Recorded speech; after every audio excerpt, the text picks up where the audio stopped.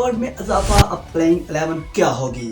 Selector Shahid Afridi की पहली selection पर ही सवालात उठ गए, जरूरत किसकी और सिलेक्ट किस लोगों को किया गया। और न्यूजीलैंड के दरमियान कल से सीरीज का आगाज हो रहा है, यानी 26 दिसंबर को। आगाज से पहले पूरी सिलेक्शन कमेटी ने स्क्वाड में 3 नए प्लेयर्स को ऐड किया है, लेकिन पहले स्क्वाड में किसी तरह की भी कोई तब्दीली नहीं की गई। लेकिन नई सिलेक्शन कमेटी पर कई सवाल उठ चुके हैं। हम इन कई नए प्लेयर्स जो कि इस वक्त ऐड किए गए हैं स्क्वाड में, उन पर कुछ बात करते हैं। सबसे पहले इन 3 प्लेयर्स की बात की जाए तो जो कि इसमें ऐड किए गए हैं, उनमें सबसे पहले शाहनवाज खान, साजिद खान और मीर हमजा शामिल हैं। इसके अलावा पाकिस्तान की प्लेइंग 11 क्या होगी उस पर बात की जाएगी। पिछली सिलेक्शन कमेटी पर शाहिद खान अफरीदी काफ़ी ज़्यादा तनकीद करते नजर आते थे, लेकिन इन्होंने इनके बनाए हुए स्क्वाड में किसी तरह की भी कोई तब्दीली नहीं की, बल्कि सिर्फ 3 मजीद प्लेयर्स को स्क्वाड का हिस्सा बना दिया है। ऐसा लगता है शाहिद अफरीदी की नज़र में भी पहले बनाया हुआ स्क्वाड काफ़ी बेहतर था।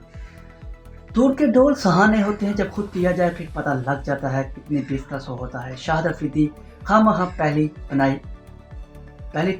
कमेटी पे बेपनाह तनकीद करते थे। अब हम वो प्लेयर जो कि शाहिद खान अफरीदी की सिलेक्शन कमेटी ने ऐड किए हैं उन पर बात करते हैं। सबसे पहले हमारे पास साजिद खान की बात करते हैं।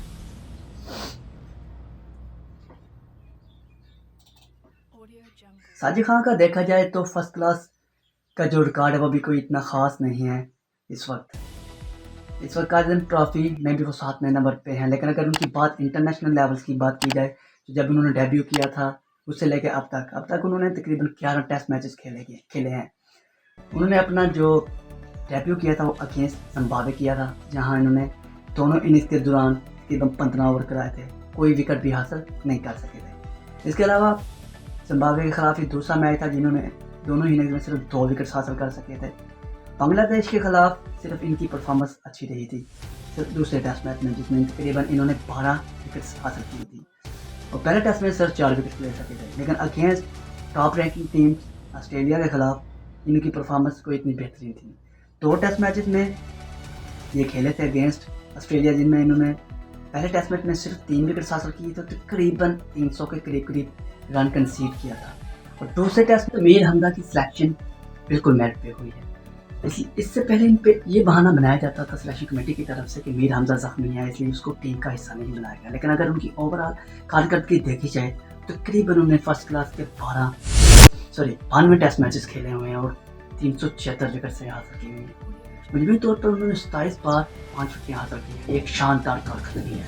अब हम बात करते हैं शाहनवाज खान की। Shahnawaz Khan I think test cricket का कोई इतना अच्छा स्कोर बॉलर नहीं है वो, उनकी फर्स्ट क्लास क्रिकेट देखी जाए तो वो भी कोई आउटस्टैंडिंग नहीं है। वाइट क्रिकेट में वो काफ़ी अच्छा परफॉर्म कर रहा है। इस वक्त जो वनडे कप चल रहा है नेशनल, उसमें काफ़ी अच्छी परफॉर्मेंस दे रहा है, तकरीबन 12-13-14 विकेट्स उन्होंने हासिल कर चुके हैं। तो मेरे हिसाब से ये अच्छी सिलेक्शन नहीं है कि उस बंदे को जो है आप टेस्ट क्रिकेट में ले आ रहे हैं, क्योंकि उसकी टेस्ट क्रिकेट में कोई इतनी अच्छी परफॉर्मेंस नहीं है, तो शायद ये एक अच्छी सिलेक्शन नहीं है। पाकिस्तान की प्लेइंग 11 की बात की जाए तो अब्दुल्ला शफीक हैं सबसे पहले। तो अब्दुल्ला शफीक को रिटेन किया जाएगा क्योंकि उनकी परफॉर्मेंस ओवरऑल अच्छी रही है, तकरीबन 200 से ऊपर रन उन्होंने किया और तकरीबन 35 के एवरेज से ये स्कोर किया है अगेंस्ट इंग्लैंड। इनको रिटेन किया जाएगा। उसके बाद शान मसूद की परफॉर्मेंस जो है ओवरऑल देखी जाए उनकी फर्स्ट क्लास में अच्छी है, लेकिन पहले टेस्ट मैच में इतना अच्छा नहीं खेले। मामूल हक जो है 2 टेस्ट मैच खेले हैं और एक सेंचुरी भी उन्होंने दागी थी, तो ओवरऑल एक अच्छी परफॉर्मेंस है उनकी तरफ से। शायद जो है मामूल हक जो है अगेंस्ट न्यूजीलैंड ओपनिंग करें अब्दुल्ला के साथ। उसके बाद अजहर अली जो कि हालिया रिटायर हुए हैं, तो उनकी जगह जो कामरान गुलाम को जो है हिस्सा बनाया गया है स्क्वाड का और शायद वो न्यूजीलैंड के खिलाफ अजहर अली की जगह खेलें। उसके बाद बाबर आजम को भी रिटेन किया क्योंकि वो कैप्टन है, वो अच्छी फॉर्म में है, वो तो होंगे रिटेन। उसके बाद शाह स्कील को भी रिटेन किया जाएगा क्योंकि उनकी भी ओवरऑल अच्छी परफॉर्मेंस रही तमाम टेस्ट मैचेस में।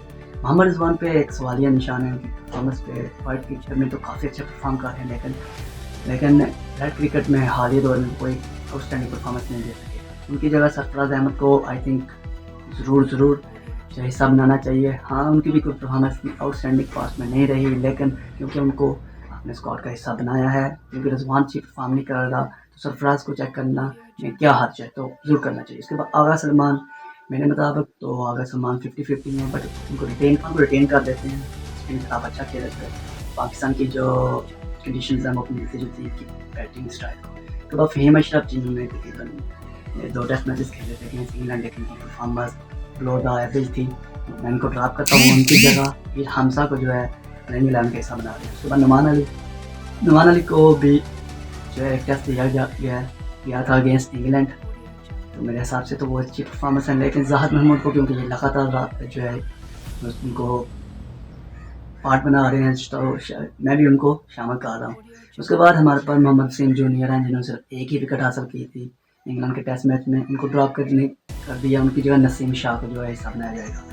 लास्ट पे अबरार अहमद, जिन्होंने तकरीबन 2 टेस्ट मैचेस में अच्छी परफॉर्मेंस दी थी और तकरीबन 16 विकेट्स हासिल किए थे। तो एक अच्छी परफॉर्मेंस आउटस्टैंडिंग थी उनकी, तो मैं भी उनको टीम का हिस्सा बना रहा हूँ।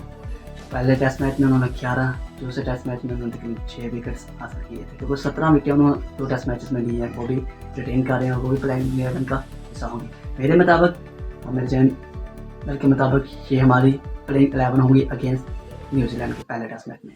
अब्दुल्ला शफी, इमामुल हक, कामरुल गुलाम, साउथ शकील, बाबर आजम, सरफराज अहमद, आगा सलमान, मीर हमजा, जाहिद महमूद, नसीम शाह और अबरार अहमद। ये इतना ही। नई वीडियो के साथ फिर दोबारा आपकी खिदमत में हाजिर होंगे। उस वक्त तक इजाज़त दें। खुदा हाफिज़।